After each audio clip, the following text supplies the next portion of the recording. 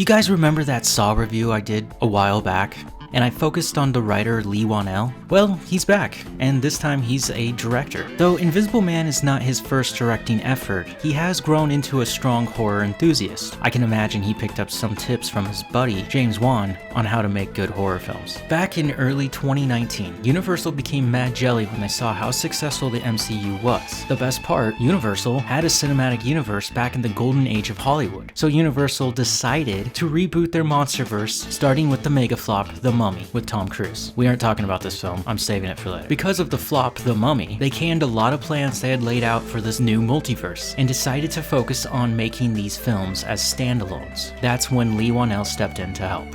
Invisible Man is the story of an abused woman, Cecilia, who is on the run from her ego-driven partner, Adrian. Now living with a cop friend and his teenage daughter, Cecilia gets the news that Adrian has committed suicide, and now she's free in this world. She begins to feel safe in the world until she begins to notice strange activity around her. This would be the Invisible Man. Adrian begins with little things like slight movements into taking photos while she's sleeping. But when Cecilia begins to suspect someone is living in the attic, she heads up to investigate, finding his phone. This is when she throws a bucket of paint in front of her.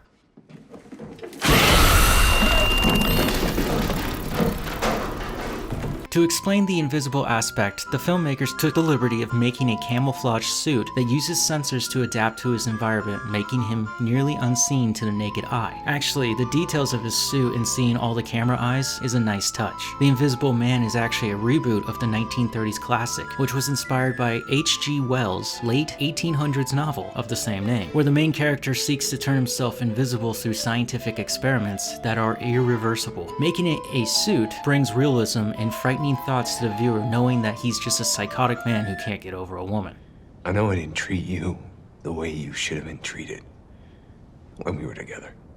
This is my second time watching this film, and I'd have to say it falls under the banner of classic horror. That's good the first time, but takes way too long the second time. The best part is that due to the nature of the invisible character, there are long shots that focus on empty rooms that have you believe he's actually in there. This is clever in a special way. 1. No need for an actor and no need to use CGI on him. 2. Not hard to shoot in an empty set. 3. Simplicity is your best friend when filming anything.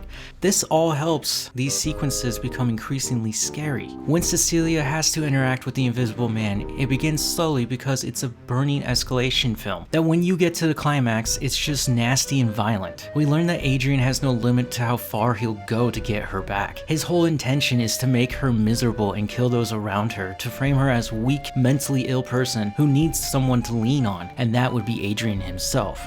This film has darker moments where we learn that while Cecilia was with Adrian, he knew everything about her, including what's happening with her body and the pills she was taking. It's f***ing sick. Everybody in this film does a good job at playing their parts, especially our lead Elizabeth Moss, who's hot off the heels from The Handmaid's Tale. But the one actor that I found more interesting is Oliver Jackson Cohen, who we'd recognize from The Haunting of Hill House or Bly Manor. We don't see his face much, but his presence is strong enough to know that there's some talent hiding in plain sight. And apparently Adrian is actually the CEO of a company known as Cobalt, which was featured in Whannell's previous film Upgrade. Never saw it, maybe one day?